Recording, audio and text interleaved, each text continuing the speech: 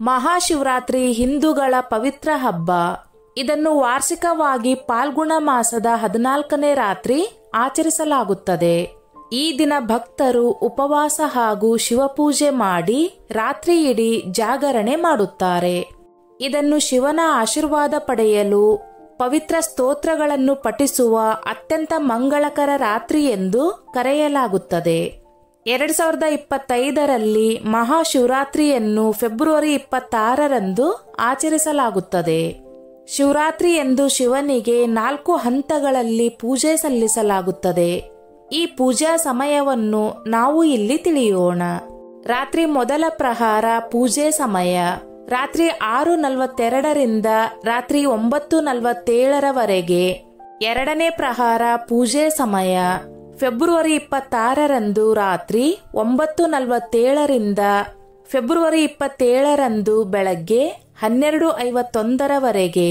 ರಾತ್ರಿ ಮೂರನೇ ಪ್ರಹಾರ ಪೂಜೆ ಸಮಯ ಫೆಬ್ರವರಿ 27ರ ಬೆಳಗ್ಗೆ 12:51ರಿಂದ ಬೆಳಗ್ಗೆ 3:55ರವರೆಗೆ.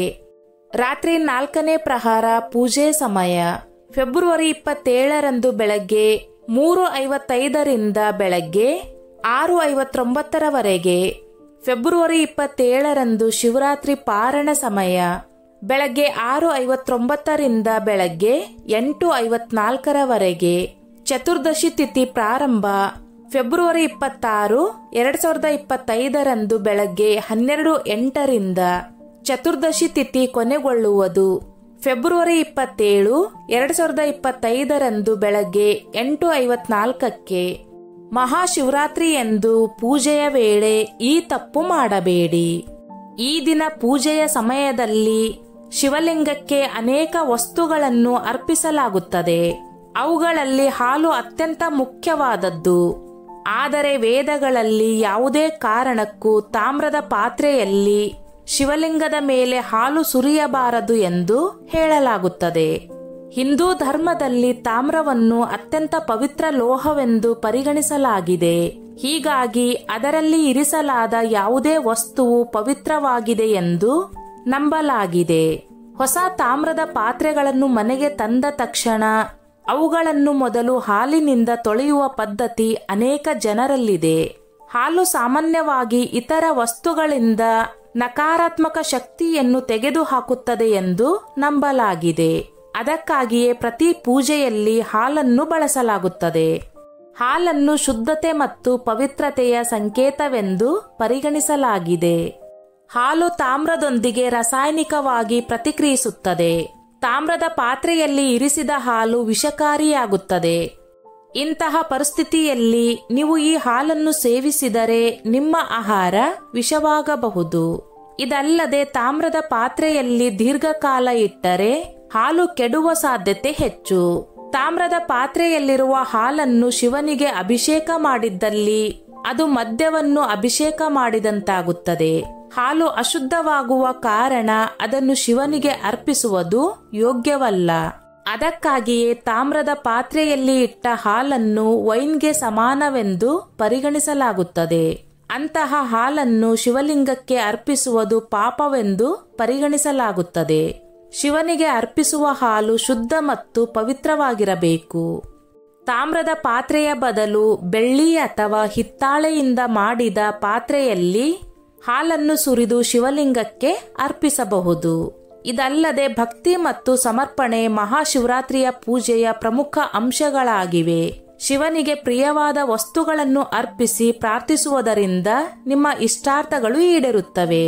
ಆದ್ದರಿಂದ ಪೂಜೆಯನ್ನು ಹೇಗೆ ಮಾಡಬೇಕು ಎಂಬುದರ ನಿಯಮಗಳನ್ನು ತಿಳಿದುಕೊಂಡು ಅದಕ್ಕೆ ಅನುಗುಣವಾಗಿ ಮಾಡುವುದು ಉತ್ತಮ.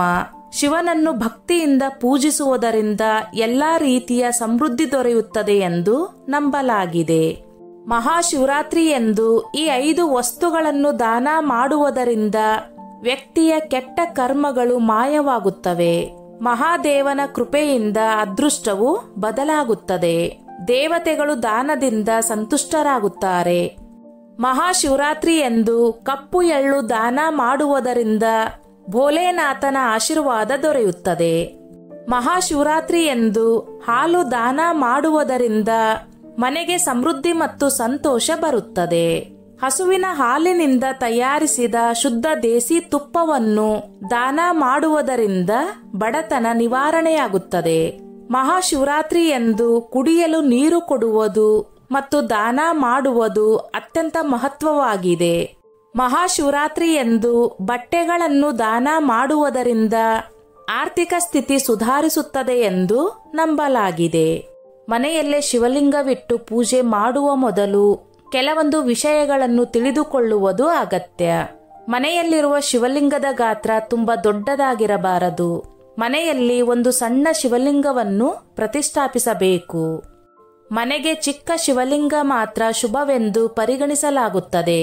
ಶಿವಪುರಾಣದ ಪ್ರಕಾರ ಕೈಯ ಹೆಬ್ಬೆರಳಿನ ಮೊದಲ ಭಾಗಕ್ಕಿಂತ ದೊಡ್ಡದಾದ ಶಿವಲಿಂಗವನ್ನು ಮನೆಯಲ್ಲಿ ಸ್ಥಾಪಿಸಬಾರದು. ಶಿವಲಿಂಗದ ಜೊತೆಗೆ ವಿಘ್ನ ವಿನಾಯಕ ಗಣೇಶ, ತಾಯಿ ಪಾರ್ವತಿ ಮತ್ತು ಕಾರ್ತಿಕೇಯ ಮತ್ತು ನಂದಿಯ ಸಣ್ಣ ವಿಗ್ರಹಗಳನ್ನು ಸಹ ಇಡಬೇಕು. ಈ ಲೋಹಗಳಿಂದ ಮಾಡಿದ ಶಿವಲಿಂಗವನ್ನು ಪೂಜಿಸುವುದರಿಂದ ಬಹಳ ಶ್ರೇಷ್ಠವೆಂದು ಹೇಳಲಾಗುತ್ತದೆ. ಚಿನ್ನ, ಬೆಳ್ಳಿ, ಹಿತ್ತಾಳೆ ಅಥವಾ ಜೇಡಿ ಮಣ್ಣಿನ ಕಲ್ಲಿನಿಂದ ಮಾಡಿದ ಶಿವಲಿಂಗವನ್ನು ಬಹಳ ಶುಭವೆಂದು ಪರಿಗಣಿಸಲಾಗುತ್ತದೆ. ಸ್ಫಟಿಕ ಮತ್ತು ಪಾದರಸದಿಂದ ಮಾಡಿದ ಶಿವಲಿಂಗವನ್ನು ಸಹ ಸ್ಥಾಪಿಸಬಹುದು. ಅಲ್ಯೂಮಿನಿಯಂ, ಉಕ್ಕು ಅಥವಾ ಕಬ್ಬಿಣದಿಂದ ಮಾಡಿದ ಶಿವಲಿಂಗವನ್ನು ಪ್ರತಿಷ್ಠಾಪಿಸಬಾರದು. ಹಿಂದೂ ಧಾರ್ಮಿಕ ಗ್ರಂಥಗಳಲ್ಲಿ ಅಲ್ಯೂಮಿನಿಯಂ, ಉಕ್ಕು ಅಥವಾ ಕಬ್ಬಿಣದಿಂದ ಮಾಡಿದ ಶಿವಲಿಂಗವನ್ನು ಪೂಜಿಸುವುದನ್ನು ಸಹ ನಿಷೇಧಿಸಲಾಗಿದೆ. ಈ ಲೋಹವನ್ನು ಪೂಜೆಗೆ ಅಶುಭವೆಂದು ಪರಿಗಣಿಸಲಾಗುತ್ತದೆ. ಪೂಜಾ ವಿಧಾನ: ಬೆಳಗ್ಗೆ ಬೇಗ ಎದ್ದು ಸ್ನಾನ ಮಾಡಬೇಕು. ನಂತರ ಸ್ವಚ್ಛವಾದ ಬಟ್ಟೆಗಳನ್ನು ಧರಿಸಬೇಕು. ಇದರ ನಂತರ ಉಪವಾಸ ಮಾಡಲು ಸಂಕಲ್ಪ ಮಾಡಬೇಕು. ನೀವು ದೇವಸ್ಥಾನಕ್ಕೆ ಹೋಗಲು ಸಾಧ್ಯವಾಗದಿದ್ದರೆ ಮನೆಯಲ್ಲಿ ಶಿವಲಿಂಗವನ್ನು ಸ್ಥಾಪಿಸಬೇಕು. ಶಿವಲಿಂಗಕ್ಕೆ ಪಂಚಾಮೃತ ಅಭಿಷೇಕ ಮಾಡಬೇಕು. ಮಹಾಶಿವರಾತ್ರಿ ಎಂದು ಮುಖ್ಯವಾಗಿ 2 ರೀತಿಯ ಉಪವಾಸಗಳಿವೆ: ನಿರ್ಜಲ ಉಪವಾಸ ಮತ್ತು ಫಲ ಉಪವಾಸ. ನಿರ್ಜಲ ವ್ರತದಲ್ಲಿ ನೀರು ಕೂಡ ಕುಡಿಯದೆ ಇಡೀ ಹಗಲು ರಾತ್ರಿ ಉಪವಾಸ ಆಚರಿಸಲಾಗುತ್ತದೆ. ಅಂತಹ ಪರಿಸ್ಥಿತಿಯಲ್ಲಿ ಈ ದಿನದ ಉಪವಾಸದ ಸಮಯದಲ್ಲಿ ಏನು ತಿನ್ನಬೇಕು ಮತ್ತು ಏನು ತಿನ್ನಬಾರದು ಎಂಬುದನ್ನು ಇಲ್ಲಿ ತಿಳಿದುಕೊಳ್ಳಿ. ಮಹಾಶಿವರಾತ್ರಿಯ ದಿನ ಉಪವಾಸದ ಸಮಯದಲ್ಲಿ ಏನು ತಿನ್ನಬಹುದು? ಉಪವಾಸದ ಸಮಯದಲ್ಲಿ ವಿವಿಧ ರೀತಿಯ ಹಣ್ಣುಗಳನ್ನು ತಿನ್ನಬಹುದು. ಇದಲ್ಲದೆ ರೊಟ್ಟಿ ಅಥವಾ ಪರಾಟ, ಹುರಿದ ಮಖಾನ, ಹಾಲು, ಮೊಸರು ಮತ್ತು ಚೀಸ್, ಡ್ರೈ ಫ್ರೂಟ್ಸ್ ತಿನ್ನಬಹುದು. ಉಪವಾಸದ ಸಮಯದಲ್ಲಿ ಏನು ತಿನ್ನಬಾರದು?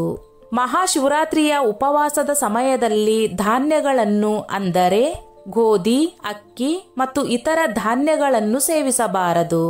ಈರುಳ್ಳಿ ಮತ್ತು ಬೆಳ್ಳುಳ್ಳಿಯಂತಹ ತಾಮಸಿಕ ಆಹಾರವನ್ನು ತಪ್ಪಿಸಬೇಕು. ಇದಲ್ಲದೆ ಮಾಂಸ, ಮೀನು ಅಥವಾ ಮದ್ಯವನ್ನು ಸೇವಿಸಬಾರದು. ಮಹಾಶಿವರಾತ್ರಿಯಂದು ಉಪವಾಸ ಮತ್ತು ಪೂಜೆ ಮಾಡುವುದರಿಂದ ಶಿವನ ಆಶೀರ್ವಾದ ಸದಾ ನಿಮ್ಮ ಮೇಲಿರುತ್ತದೆ ಎಂದು ನಂಬಲಾಗಿದೆ.